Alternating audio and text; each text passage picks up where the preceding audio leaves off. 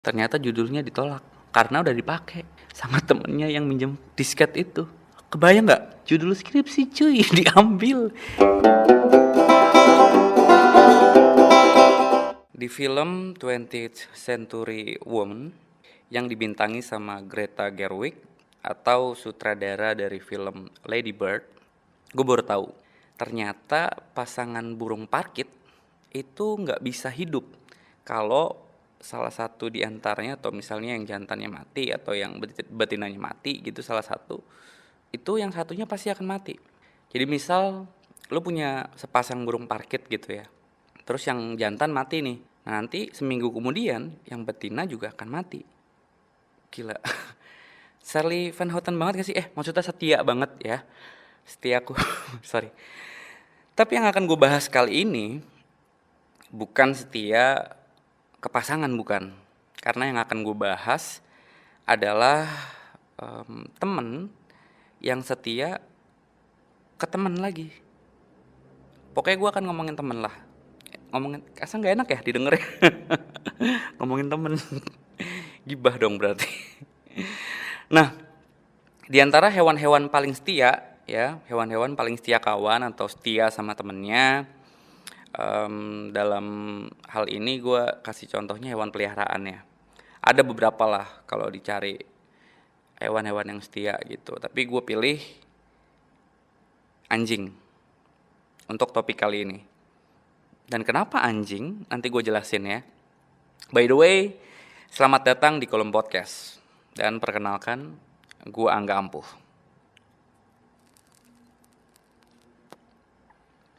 Topik di episode 17 ini yang mudah-mudahan sih rilisnya nggak jauh-jauh ya dari 17 Agustusan. Topiknya adalah teman yang lebih anjing dari anjing. Loh kok anjing? Ini disclaimer dulu ya. Anjing ini hewan yang setia. Bener dong? Ya. Walaupun gue belum pernah melihara anjing seumur hidup gue gitu ya.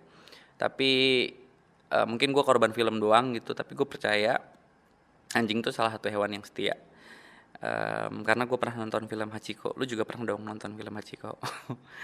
Dan anjing juga hewan yang sering dijadikan kata umpatan ketika kita marah atau emosi. Walaupun ini berlakunya kayaknya di Indonesia aja ya. Gue gak tahu sih di negara lain kalau marah gitu kayak you dog. Kayak enggak deh, ya gak sih? Jadi gue sengaja pilih topik atau judul untuk episode ini tuh bisa dimaknai jadi dua gitu loh. Kayak gue kan kasih judul temen yang lebih anjing dari anjing. Yang lebih anjing dari anjing itu maksudnya anjing kan setia ya. Berarti ya yang lebih setia daripada anjing gitu. Berarti kan ini maknanya baik gitu. Tapi kalau lu ngeliatnya dari sudut pandang yang lain, ya temen yang kelakuannya sangat layak untuk lu teriaki atau lu bisikin deh paling gak anjing lu gitu. Dan alasan kenapa gue milih topik ini, jadi beberapa hari yang lalu nggak tahu kenapa gue balik kerja tuh malam, jam berapa ya, jam 1-an kali ya.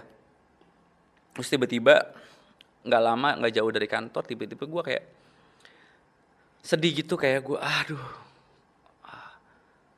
masalah-masalah yang gue hadapin beberapa waktu sebelumnya gitu ya. Kayak tiba-tiba nongol, terus kayak ini kok nggak ada banget kali ya temen yang nanyain kabar gue gitu, terus temen yang nawarin gue untuk cerita gitu.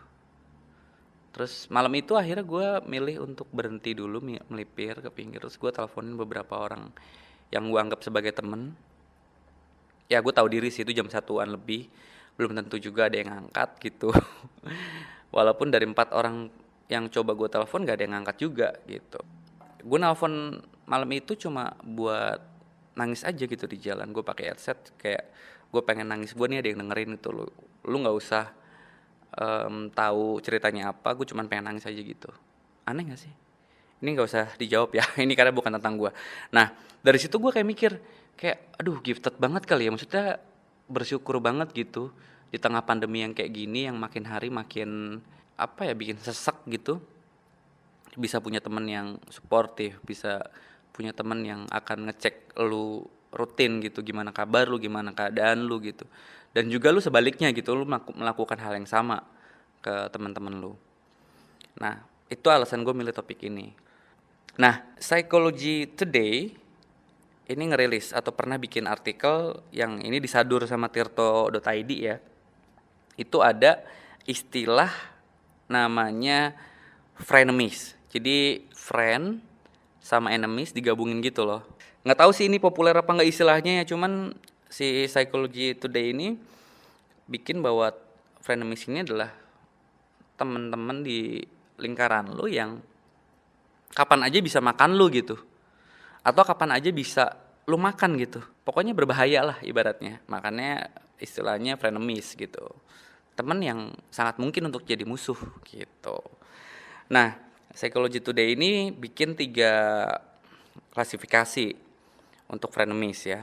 Yang pertama ambivalent frenemies. Ini adalah tipikal temen yang membawa hal baik untuk hidup lo, tapi hal buruk yang dihadirkan ke hidup lo juga nggak sedikit. Contoh ambivalent frenemies itu adalah teman-teman yang lu iriin gitu hidupnya, atau begitu juga sebaliknya, teman-teman yang iri sama hidup lu gitu. Jadi ada kekompetitifan gitu, kayak lu berlomba-lomba untuk jauh lebih baik sama dia. Kalau lu mau nanggapnya itu positif ya positif, tapi bagi sebagian orang hidup kan bukan lomba nggak sih. Terus ada juga frenemy long term atau frenemy jangka panjang. Ini adalah ikatan pertemanan atau teman-teman yang udah lu kenal lama, yang lu udah tahu dia gimana gitu sampai borok-boroknya lu tahu, begitu juga dia tahu lu sampai borok-boroknya gitu. Dan sebenarnya banyak mudorot banyak hal nggak baiknya gitu dari teman ini, tapi ya lu nggak bisa memutus ikatan lu sama dia gitu, karena ya ada yang udah terlanjur sayang, udah terlanjur peduli gitu ya, bahwa dia adalah temen lu, ya udah terima aja. Tapi lu pengen gitu mengakhiri. Ini adalah tipikal frenemies yang susah diakhiri, frenemies jangka panjang. Terus yang ketiga, involuntary frenemy. Ini adalah teman-teman yang nggak bisa lu hindarin, pasti akan lu temui, dan untuk jangka waktu yang agak lama gitu. Misal nih di sekolah, SMP lah atau SMA lah ya, lu akan ketemu terus, akan lihat muka orang itu terus 3 tahun gitu, akan lihat teman lu itu terus 3 tahun. Juga berlaku untuk yang kuliah atau yang kerja, lebih khususnya sih untuk orang-orang yang udah kerja ya, kayak di WhatsApp group atau teman-teman yang nyebelin, yang nggak kooperatif, yang nggak bisa diajak kerja gitu, tapi ya lu harus tetap berteman gitu sama dia. Nah, ini adalah 3 klasifikasi frenemies. Gue nggak tahu ini relate apa enggak sama topik ini, cuman gue rasa ini masih nyambung ya, karena kemungkinan teman untuk bisa jadi musuh itu sangat besar kan ya. Dan nggak sedikit juga cerita lu akhirnya musuhan sama teman lu gitu, atau mungkin sebaliknya, lu jadi teman padahal awalnya musuh gitu. Terus untuk episode ini juga gue udah ngelakuin riset kecil-kecilan, karena ini agak rumit ya. Rumit dalam artian kayak sejelek-jeleknya temen lu, ada beberapa orang yang akan sangat loyal gitu, sangat gigih untuk ngejaga nama baik teman lu itu. Makanya kayaknya agak susah deh gue kayak, ayo dong jelek-jelekin temen lu gitu, cerita tentang hal-hal buruk yang dilakuin sama temen lu gitu. Agak susah gitu gue buat ngulik datanya, makanya gue lebih sedikit nih dapatnya. Nah, dari beberapa orang yang gue tanyain lewat beberapa platform yang gue punya, yang gue bold itu ada berapa 3 cerita kalau nggak salah. Yang pertama ini cerita tentang cinta-cintaan sih, cuman menurut gue jatuhnya ini serem banget. Mudah-mudahan lah gue atau anak-anak dan cucu-cucu gue nanti, atau orang-orang yang gue sayang, orang-orang yang gue peduliin, gak pernah ngerasain yang dialamin sama teman gue ini. Jadi bayangin lu cowok-cowok bertiga gitu, lu ngerantau ke satu kota, lu kuliah. Ambillah contoh lu ke Bandung, lu misalnya dari Toli-Toli misalnya, lu atau lu dari Fuk-Fuk Fak-Fak sorry, terus lu di Bandung tuh lu ngontrak satu rumah 3 kamar gitu kan. Nih kita sebut A, B, C ya. Lu A misalnya, ada teman lu B dan teman lu C. Nah, lu A nih punya pacar, dan pacar lu nih sering datang ke Bandung. sering datang ke kontrakan lu, dan otomatis tidurnya di kamar lu dong, di kontrakan kalian bertiga, tapi tidurnya di kamar lu dong, ya kan, di kamar si A. Lu adalah A. Terus lu putus nih sama pacar lu kan. Terus udah aja jalanan berapa minggu. Tiba-tiba teman lu yang B malam-malam tuh ngajakin lu beli tiket untuk pulang gitu. Lu anterin gue yuk. Berangkat lu berdua tuh malam-malam. Si B sama si A. Nah, udah beli tiket, si B ini tiba-tiba ngajakin nongkrong dulu, ngajakin makan. Dia ngomong lah ke yang A, gue pacaran sama mantan lu. Lu sebagai A gitu, mantan lu dipacarin belum ada 1 bulan, ya lu akan gimana sih? Coba bayangin deh. Mungkin lu akan nerima, beberapa orang mungkin akan kesel gitu ya, tapi temen gue ini nerima. Ya oke, nggak apa-apa. Udah, gue nggak tahu sih nggak apa-apa atau enggak ya sebenarnya, dan gue nggak tahu seberapa hancur dan juga rusaknya si perasaan dari teman gue ini. Mungkin ada juga kali ya yang di perjalanan tuh kayak ada handphone nih, metal limbat kan keras, tusuk aja jalan gitu. Enggak, bercanda. Udah tuh balik kan, beberapa hari setelah kejadian itu, setelah ada pengakuan itu, mantan lu datang ke Bandung lewat kamar lu tuh, tuk, masuk ke kamar B. Kebayang gak sih? Cewek lu, mantan lu yang tidur, jadi kayak dia pindah kamar doang gitu. Serem banget ya. Nggak tahu ya, gue akan kayak gimana gitu. Lu rantau bareng terus, tapi mantannya temen lu makan gitu. Di luar sana banyak lah yang, ya kenapa, kan udah mantan segala macam. Ya iya sih, udah mantan sih. Cuman mungkin butuh kedewasaan yang sangat tinggi kali ya untuk nggak papain aja masalah itu. Itu cerita yang pertama. Nggak tahu kalau itu menurut lu nggak sedih atau menurut lu itu nggak jahat, tapi menurut gue itu menyeramkan. Cerita yang kedua, cewek, ceritanya dia kuliah kan, skripsian tuh bareng sama temennya, kayak nyusun apa bareng, waktu masih zaman disket ini ceritanya. Temen gue nih disketnya dipinjem karena temennya dia tuh nggak punya disket. Gue pinjem disket lu dong buat nge-save. Lo udah dipinjemin. Beberapa hari kemudian begitu temen gue tuh ngajuin judul skripsi, ternyata judulnya ditolak karena udah dipakai sama temennya yang minjem disket itu.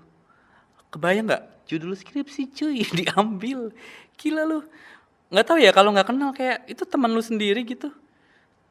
Nggak tahu ini kekuatan doa yang bertarung di langit bersama atau melawan takdir gitu, dan doanya yang menang. Akhirnya si judul yang dicuri ini direvisi, nggak pada prosesnya menemukan kesulitan gitu, banyak kesulitan. Akhirnya temen gue yang dicuri judul skripsinya ini malah lancar, malah lulus duluan. Gue nggak tahu deh kalau gue yang ngerasain itu, gue akan kayak gimana ngamuk, gue akan gimana ngumpat dan juga marahnya gitu kalau gue yang dicuri judul skripsinya. Yang ketiga, cinta-cintaan lagi nih. Kali ini cewek, ya kan? Cewek nih jalan-jalan kemana, ke Bali misalnya atau kemana lah. Terus lu bertiga atau berempat gitu, tiba-tiba lu masuk kamar mandi, temen lu cewek lagi video callan sama mantan lu.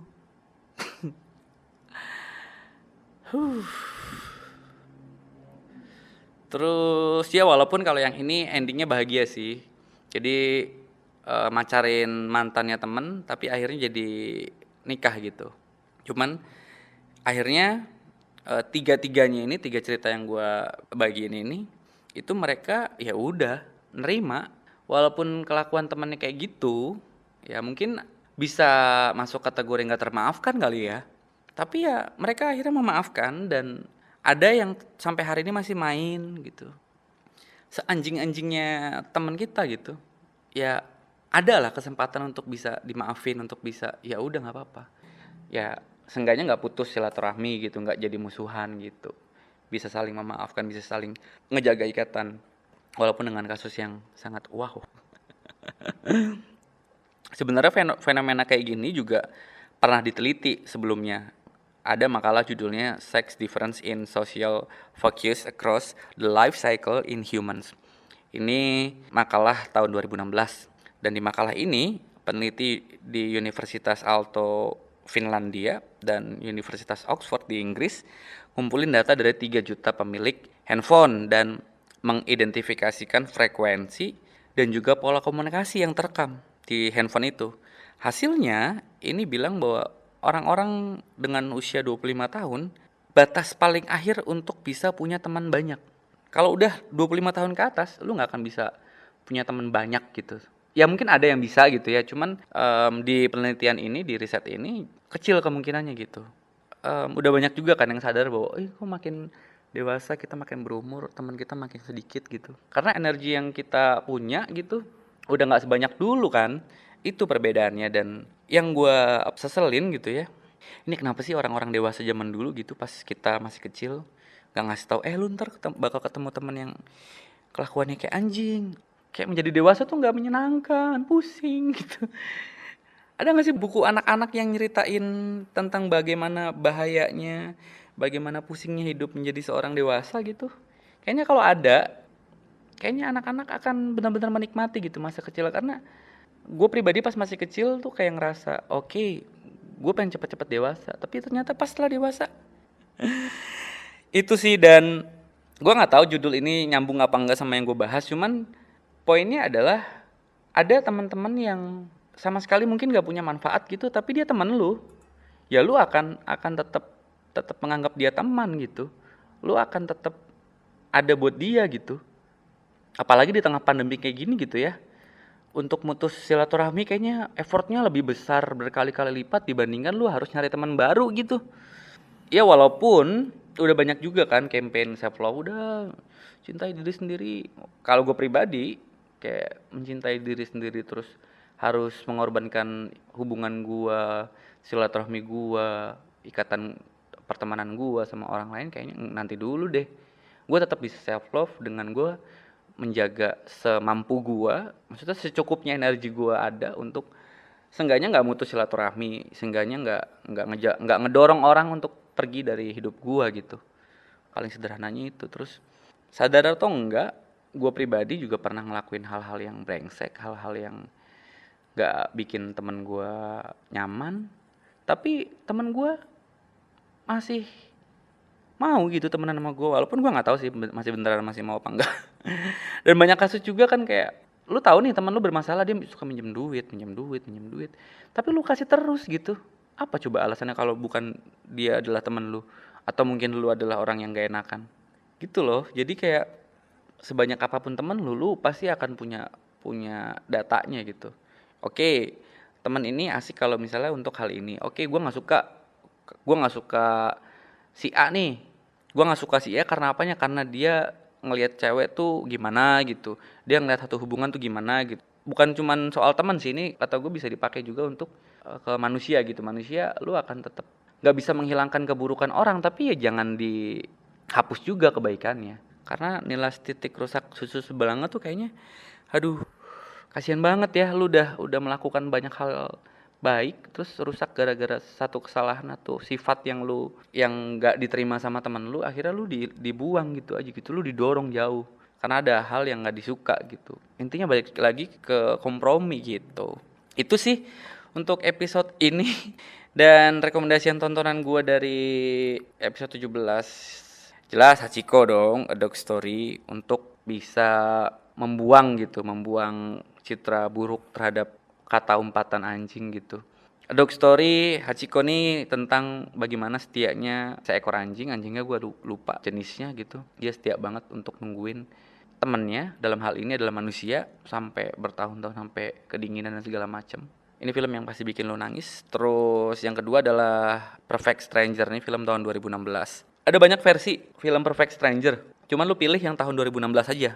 Karena Korea bikin, Jepang bikin, negara mana bikin gitu sih Perfect Stranger ini, karena mungkin segitu bagusnya. Ini ceritanya tentang lu sahabatan, lu berteman nih 6 orang sama pasangan-pasangan lu juga, duduk di satu meja, handphone ditaro, nggak boleh ada yang megang handphone, tiba-tiba ada notif chat apa gitu. Terus pokoknya banyak kejutan lah, kayak akhirnya lu tahu gitu tuh bahwa oh ternyata si ini brengsek, oh ternyata si ini tuh bikin pusing sih.